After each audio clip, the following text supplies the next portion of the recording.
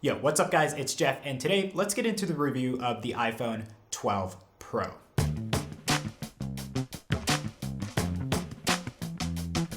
Okay, so first off, I wanted to say that last year I had a really hard time calling the iPhone 11 Pro and Pro Max phone like a Pro phone. Like whenever someone asked me why it's called the Pro, I would just say it was because of mainly the 3 cameras on the back. And it's like, is that it?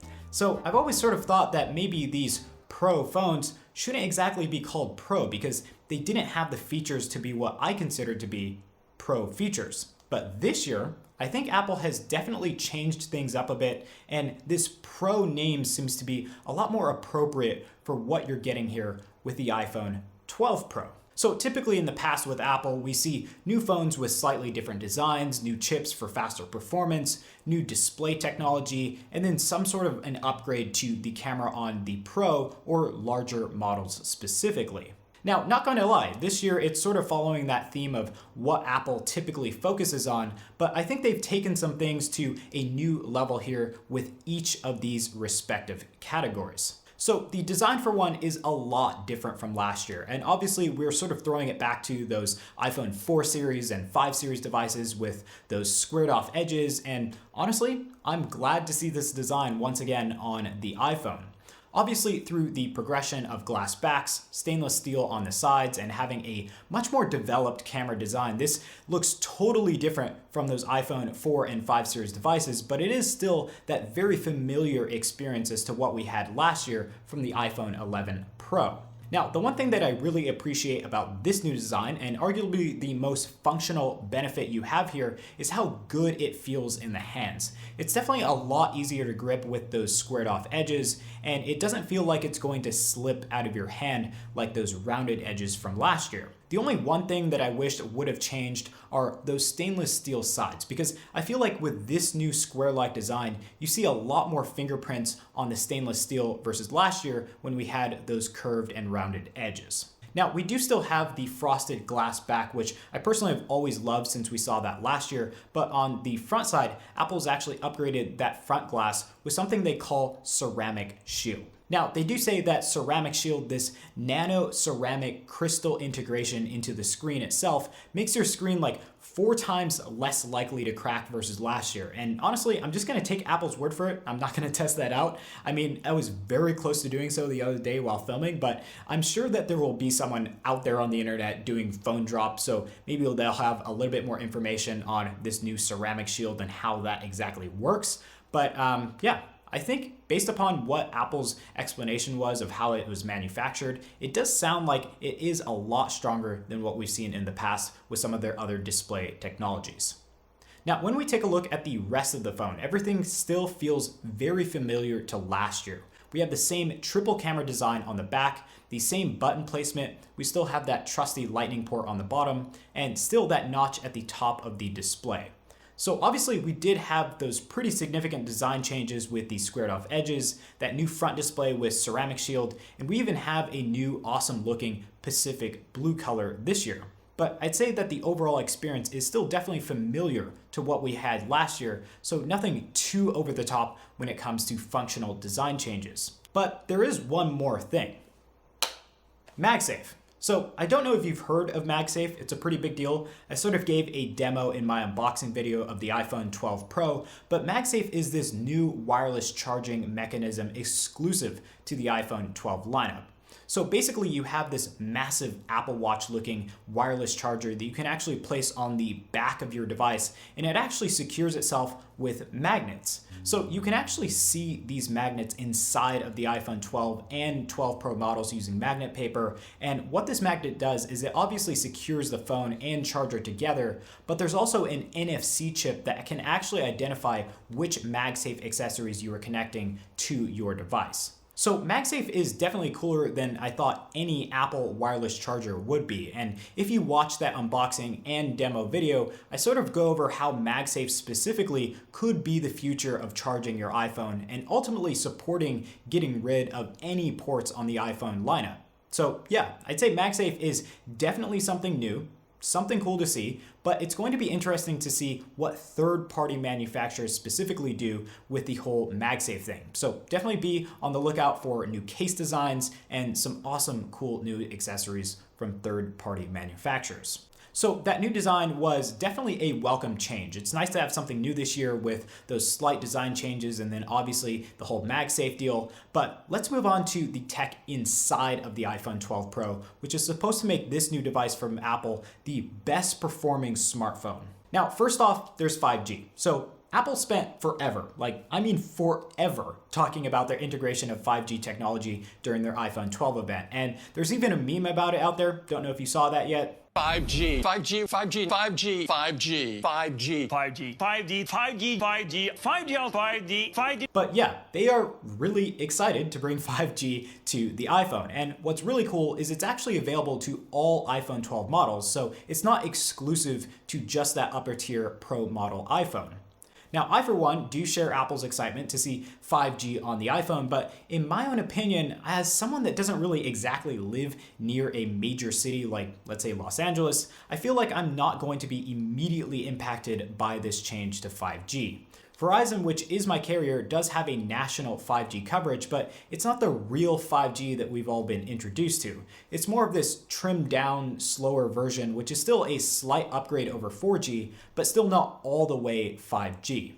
So I guess for me and a lot of you guys out there, maybe you shouldn't see this as maybe the sole reason to pick up any of the iPhone 12 models out there, but I would say it's definitely an upgrade for the future and will sort of age this phone really well when you see 5G a little bit more widely available as we see that technology progress. Now, that wasn't it. We do have a new A14 Bionic chip, a new baseline storage capacity of 128 gigabytes, which you can configure up to 512 gigabytes. We have 6 gigabytes of RAM and a near 2800 milliamp hour battery. So that new A14 Bionic chip, it's now a 5 nanometer process, so that's pretty cool. It has 40% more transistors, which makes it faster and more efficient. And then Apple has all of these specs on their website about how it's so much faster than any other smartphone at basically everything. But what I wanted to know and what Apple typically always does is they compare it to the last chip that they had in an iPhone and show how much faster it really is. They actually didn't do that this year. So that made me kind of curious as to how much faster the new A14 Bionic chip is versus the A13. So I ran some quick benchmarks and it looks like on the CPU side of things, we see about an 18% improvement in performance, and then for the GPU, about a 25% improvement. So clearly, with those numbers in mind, there is improvement here with the A14 Bionic chip, but I feel like maybe Apple didn't focus on this aspect too much because it doesn't really follow those typically massive progressions that we see year to year with their new chips. Don't get me wrong though, this increase in speed on both the CPU and GPU is quite significant, and Apple is right to say when this is miles apart from any other smartphone chip out there, but really the major improvements come from Apple's neural engine. Now we'll talk about how that aspect of the A14 Bionic chip significantly helps photos and videos later on in today's video, but overall I think that the performance is still pretty solid here in 2020, and I'm liking what I'm seeing with the A14 Bionic chip. Now let's talk about that battery life really quickly because Apple did say that this A14 Bionic chip is more efficient.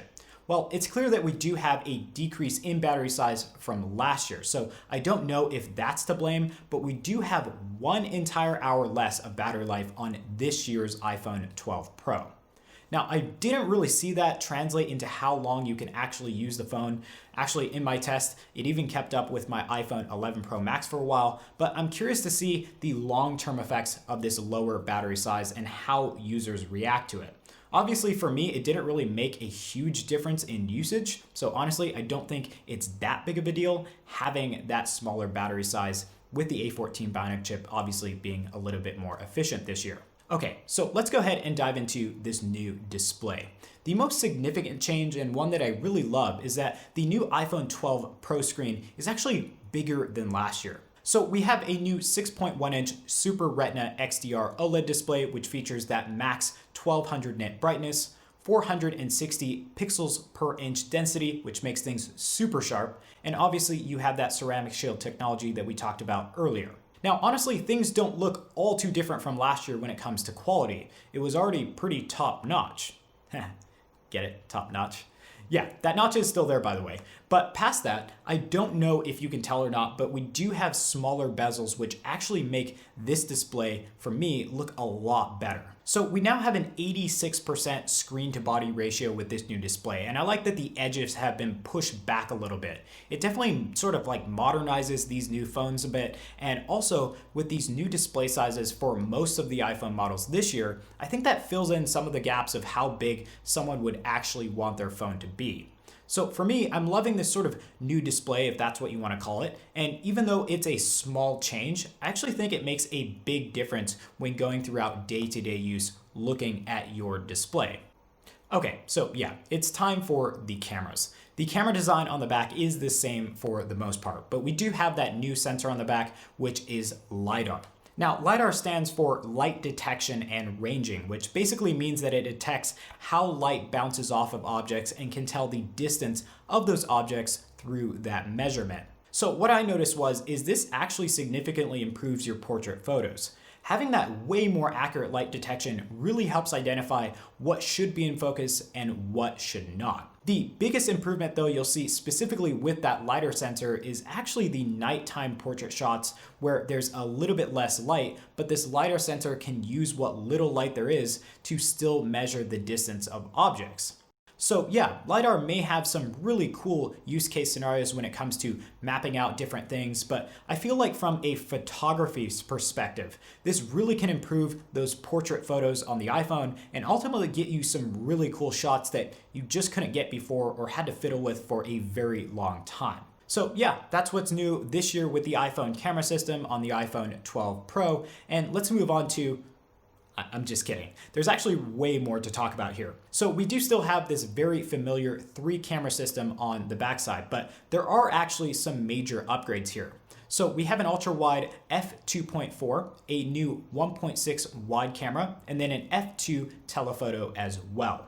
What has really improved these cameras though is that Apple neural engine that we talked about a little bit earlier. So this new camera system has gotten a huge upgrade when it comes to photos. We now have a new Apple ProRaw format, which is like any other RAW system. It basically stores more information about your photo so that you can ultimately change some settings after the fact to get the right look that you're going for and not lose overall quality when you are going throughout that editing process. Now, specifically for photographers out there, this is actually a pretty big deal. In the past, when you took photos on an iPhone, no matter how good the cameras were, there were times where you just couldn't exactly push the editing limits because the photo would just ultimately lose quality extremely quickly. But with Apple ProRAW, I feel like you have a lot more room to work with. And I feel like this feature, when it comes to photos on the iPhone 12 Pro, really give this phone that Pro name that we were all looking for.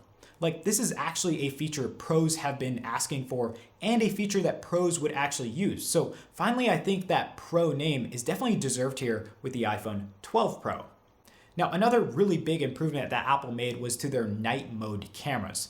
To me, things are looking a lot better when it comes to their nighttime photography, and I noticed that light is just balanced a lot better across the images. So when it comes to the photos that you can get out of the iPhone 12 Pro versus last year's iPhone 11 Pro, there's definitely improvements when it comes to overall quality. You obviously have better portraits, but you also have really good nighttime photography as well, which is something that a lot of users out there really wanted to see constant improvements of as we move towards a newer device. Now, the good thing is the improvements don't stop specifically with photo taking. The video out of the iPhone 12 Pro is absolutely insane.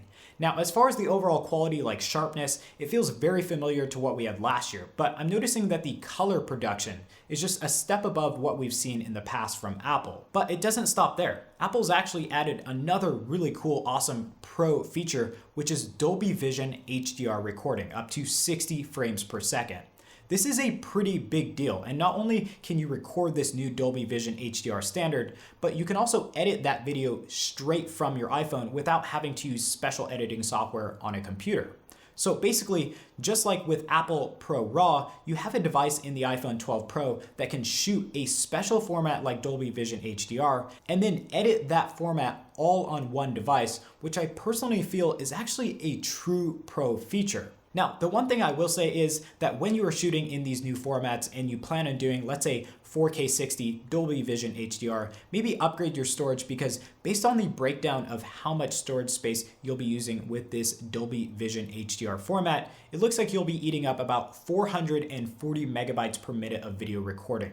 I know that doesn't sound like a lot, but when you think about how much more you can use this phone for solid video recording, I think the upgrade is well worth it in storage space, because I feel like you're going to be using this phone a lot more when it comes to video recording in the future. So guys, that is the iPhone 12 Pro. Honestly, after reading all the comments from Twitter, on YouTube, and just hearing from people say that there's not really much going on as far as changes here, I have to say I strongly disagree.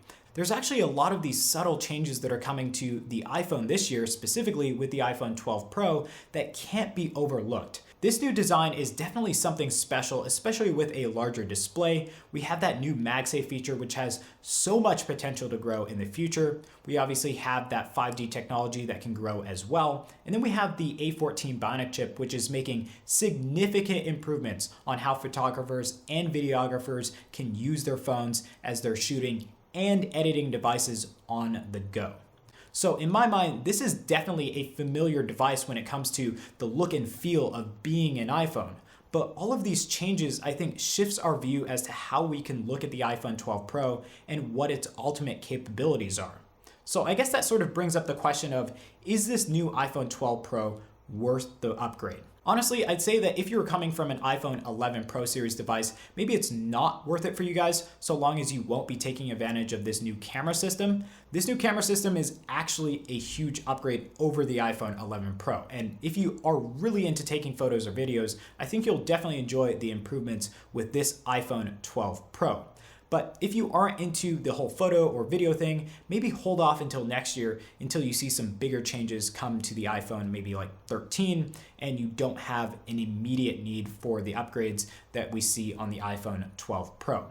But if you're using anything older than like an iPhone 11 Pro, I think this is a pretty solid upgrade and a device that you should seriously be looking at. I personally think that this is the biggest upgrade we've seen in a while with regards to the iPhone, and it's definitely worth that starting price tag of $999, especially when you factor in that new upgraded storage tier option for 128 gigabytes being the baseline.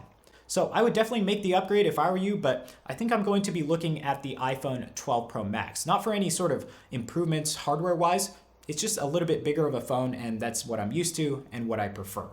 So guys, that was the iPhone 12 Pro in all of its glory, and definitely let me know what you think about it in the comment section down below. Like, what is your favorite feature here with the iPhone 12 Pro? Anyways, I thank you all for watching. Make sure to get subscribed to stay up to date on any future content, and hopefully I'll be seeing you in the next one. We actually do have an iPhone 12 review coming up pretty soon, and then also the mini and max reviews coming very soon when those devices are ultimately released, so definitely stay tuned for those videos. Until then, I hope you all have an awesome day.